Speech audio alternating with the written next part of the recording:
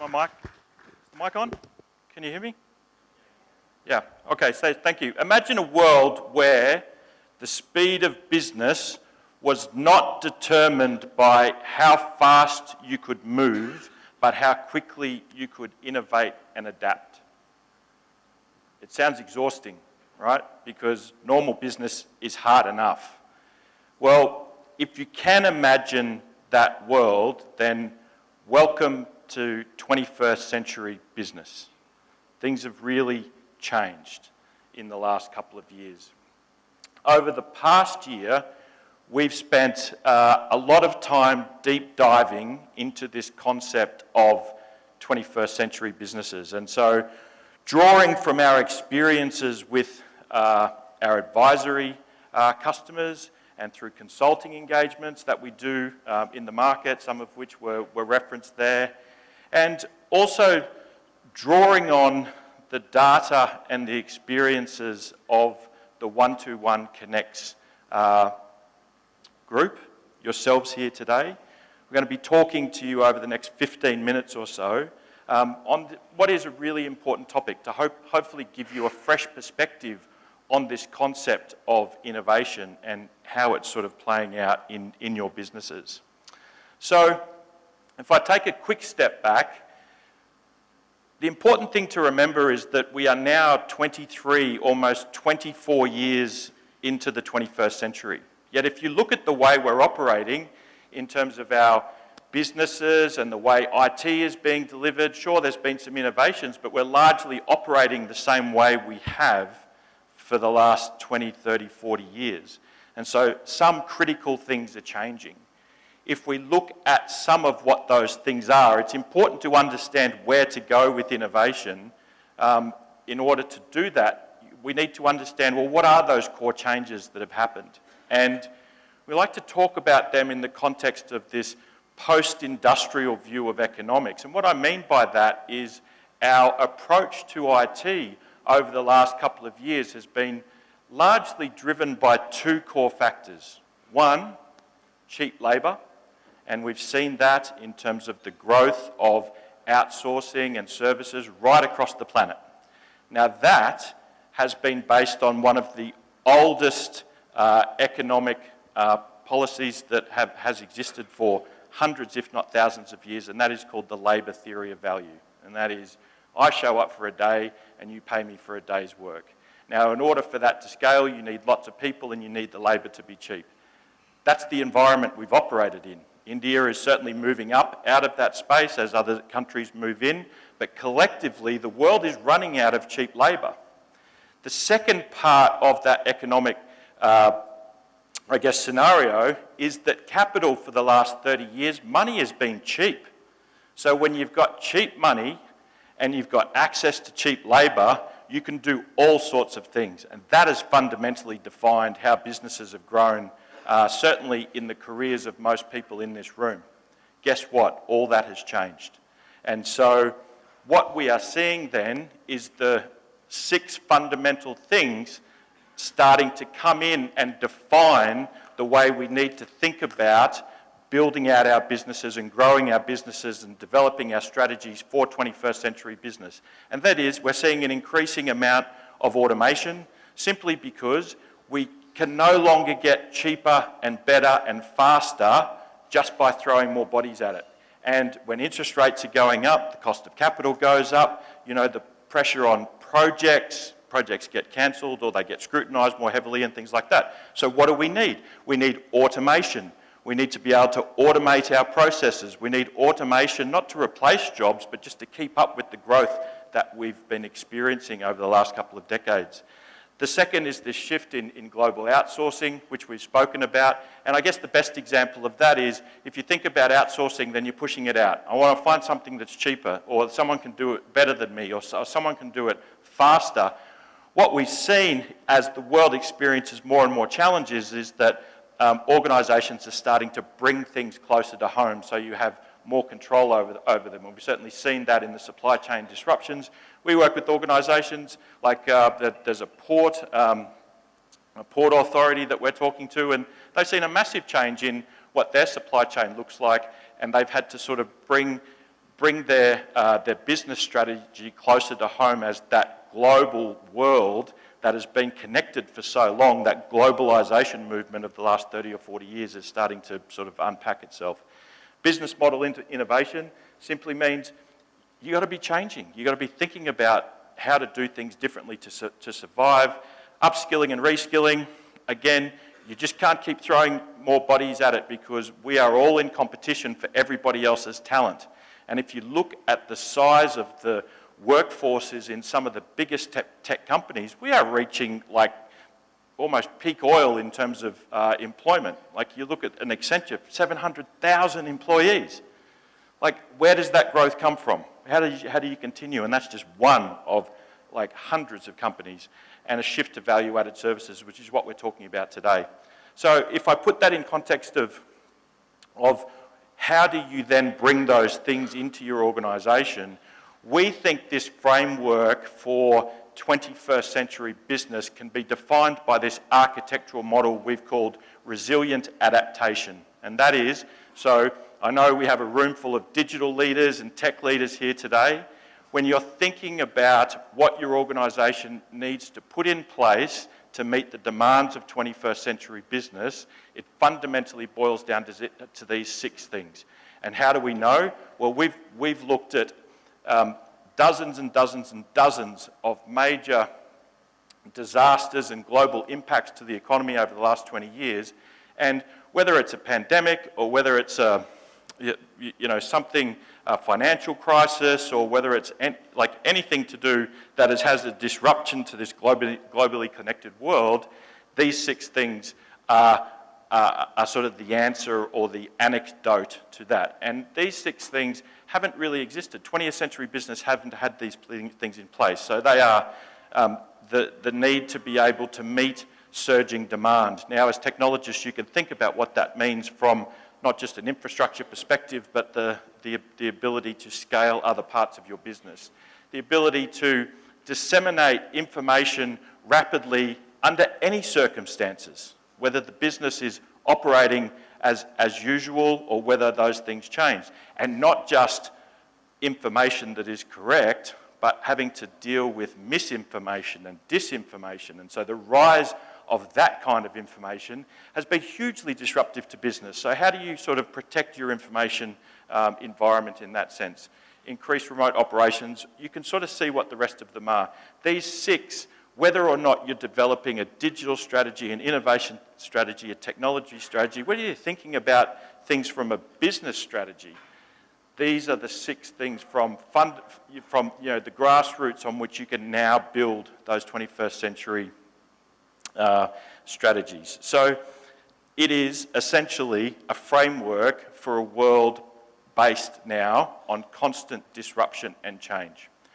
So let's flip into innovation, because innovation is something that we typically associate with change, right? And so from a definition perspective, I always like to get that out on the table straight away, because I actually think there's a very simple definition for innovation, and that is that innovation is about finding new ways of doing things that adds value.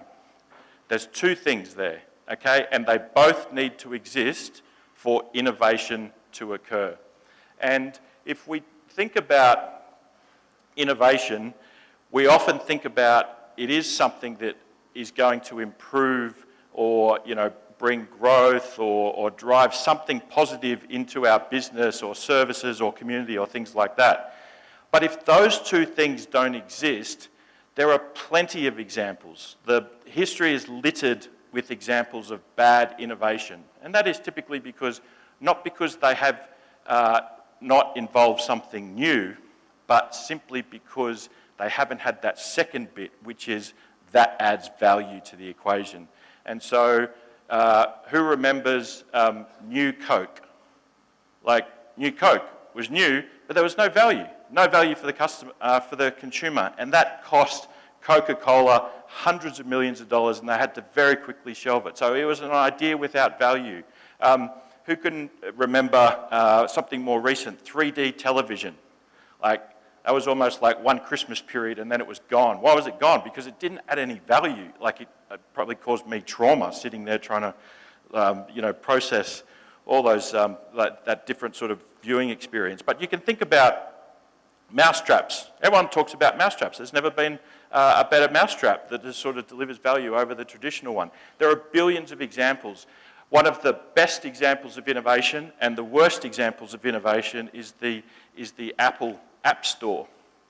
You think about how many thousands, if not tens of thousands, if not hundreds of thousands of apps are on the App Store that you look and they've had like 3 downloads, or they've got no stars, or because they simply are a new way of doing something for which there was no demand or value.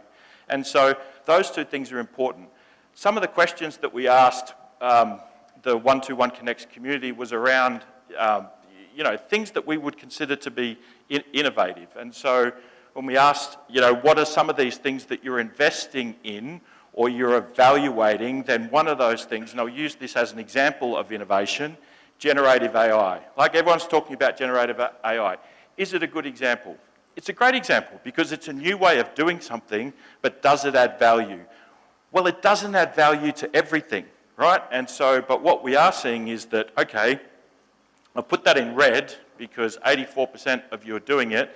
It's a new way of doing things. Is it going to be positive? Well, it's going to be positive for a few things.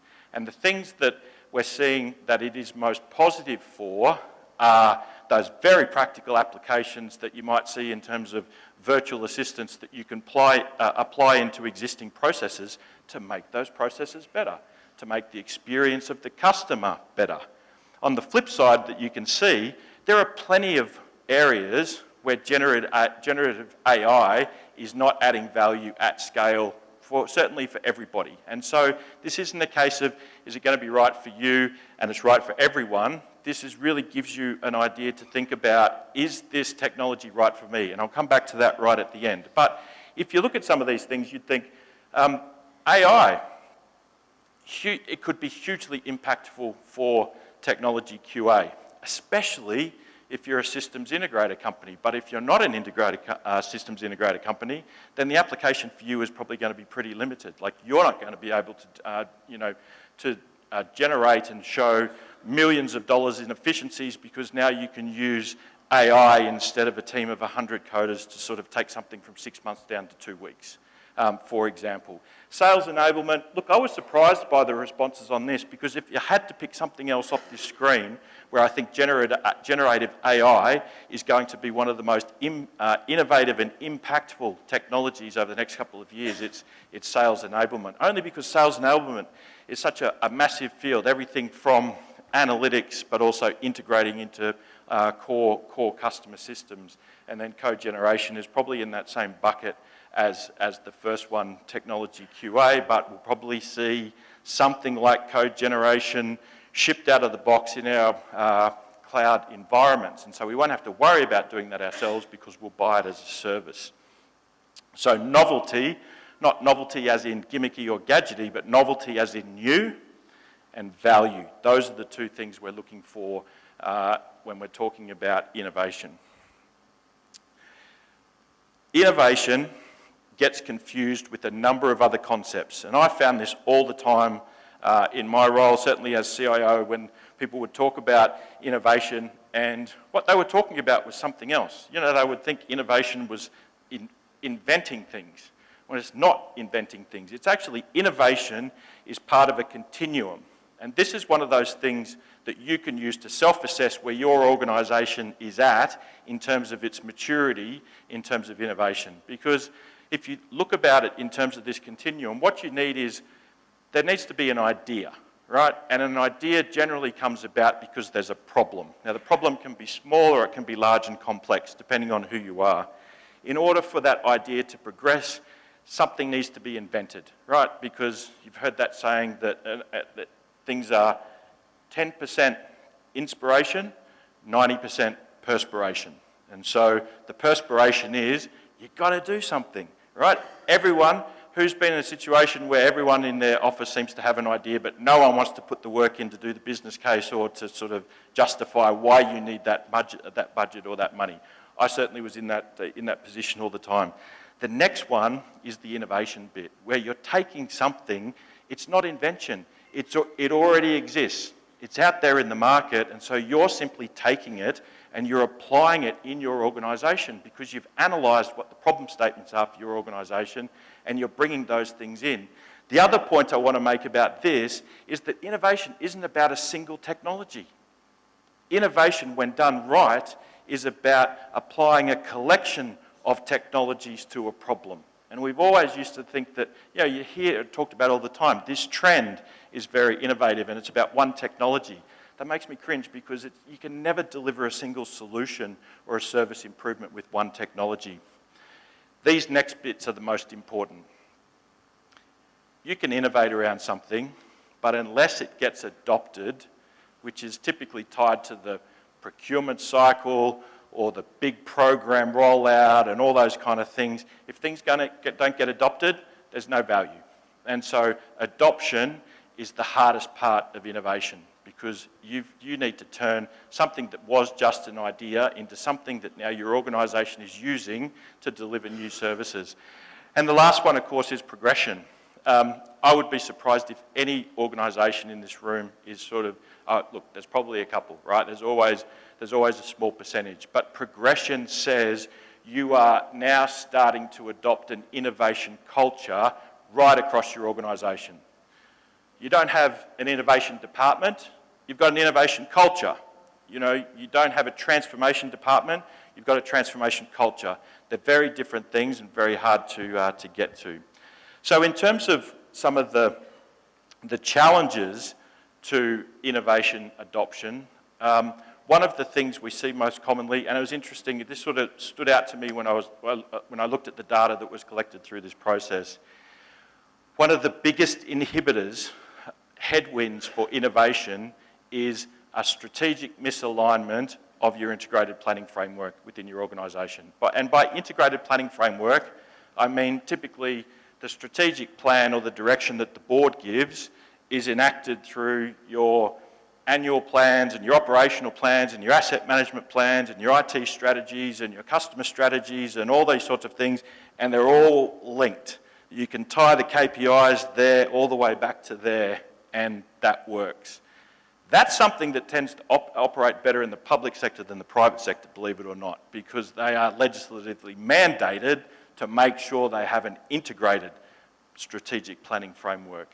But you can see here from the data that the priorities for the customers or the market can very often be different to the priorities coming from the leadership of the organisation, which is then the IT department or service delivery arm. And the perfect examples there at the top, the market is saying, what do you want to do? And I've just picked the top 3 for each of these. What do you want to do? We want to innovate. What does that mean? Well, I don't know. We don't know what it means. We just want you to innovate, right? And we want you to grow. Okay, great. We need to innovate to grow. That makes sense. But then how do you do it? Because you have the leadership of the organisation saying, keep us safe, man. Cyber's the biggest problem. I don't want to be in the front page of the paper. We don't want to have data leakage. We don't want to have lawsuits. And so how does that relate to innovation? And then you've got the IT department saying, all right, we'll keep you safe. And so the top priority becomes cybersecurity, even though the top priority for the market is innovation and growth. And so I won't go through this, but you get the idea. We see this all the time in our customers where you go in, help us with a transformation strategy, and then when you start to try to connect the dots here for the integrated planning framework, it's not there. The other thing is that when you add the 4th dimension, and the 4th dimension being time, right? So these things over time, there is also a problem because we get short-term directives that don't match with the long-term directives. And so you can see that here that I've tried to sort of correlate this with the discussion we were having around outsourcing before or any kind of sourcing where you typically want things done cheaper, better, faster. Well, in the short term, of course they're saying we want it faster and we want it better. Better customer experiences, make it better by reducing the amount of process time so we deliver those things and improve those products. But in the longer term, what we're seeing is all these triggers for, no, do it cheaper. Like, why are you costing so much over time? Well, what do you want us to do? And so there's this Jekyll and Hyde thing in terms of these directives that are coming down. It makes this very difficult. So then we come back to innovation, because what we need to be able to do is to look at what the opportunities are to pull these new technologies into play. And so when we ask the question about, all right, what have you invested in? You might recall there was a long list of things. What have you invested in? What are you considering investing in? And here they are. IoT, generative AI, digital twins. We probably could have made up this list, right? They are the five or six really top technologies and innovations that are being adopted. When we look at this, what we see is that story I was telling before, that innovation isn't about a single technology. I don't think any of you are thinking about generative AI in isolation. I'm yet to see a generative AI strategy. I am yet to see an IoT strategy. I see plenty of IoT pitches from IoT vendors, but I haven't really seen a lot of IoT strategies, because these technologies only become innovative in a 21st century sense when we apply them together. And so if you look at all these technologies on the screen here, what you have is the building blocks for digital transformation. So if you had a digital transformation strategy, or you were putting together a business case for a digital transformation, somewhere in there you would have these things as the enabling technologies. Some of our customers are looking at digital twins. These are all the enabling technologies for digital twins.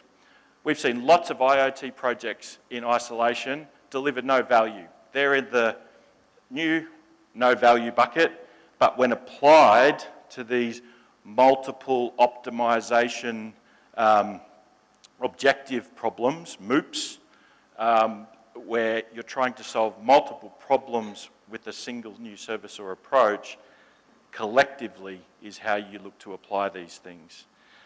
So multiple solutions. Finally, almost finally, when we look at where some of these innovations are being applied, this is a red flag warning.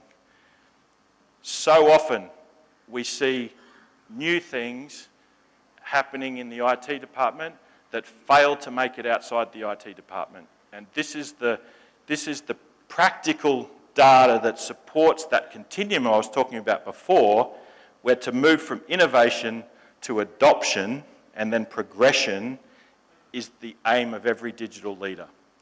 You can't just do this in IT and expect the business to see value. And so, 67% of IT departments using AI and ML.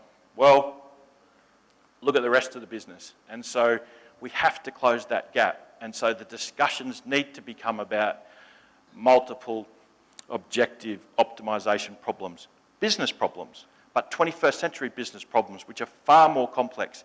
Technology, in many ways, is a lot easier today than it was 20 years ago, because it was all individual and it was all bifurcated, and you couldn't buy these things called application servers, and integration was just a horrible technology field. Now it just all comes, right? You can buy it. Technology's got easier in a lot of ways. Business has got a lot harder. And so we need to flip the way we've been doing things over those years. So make sure innovation doesn't get stuck in IT. And finally, what I would say, sort of reflecting on that MOOPs concept, we need to think about the opportunities of where we can see value inside our organisation. So, and this is really something that we, when we're working with an organisation, we're saying, well, what's sort of within your reach? What can you do as an organisation, and what's going to add value, and importantly, what are your customers chasing? And then if you think about those things, then you can sort of map them here and say, well, we probably don't have the skills, it's still a high requirement, our customers want it, we got to go find a partner to help us deliver this. But there's going to be a whole bunch of these things which sort of sit in the, sorry, I pass, I'm out. There's nothing in here for us to sort of do. Whereas there's other things, certainly where you're going to have high capability and high opportunity to do that. And then that's a way that you can sort of bring the conversation together with your business people and sponsors and peers to think about how you then carry innovation forward as an organisation. We'll be here over the next couple of days. Please, love having conversations and hearing about what you've got in your programs of work, what your challenges are, and so look, have a great time, and hopefully we get to connect, and thank you very much.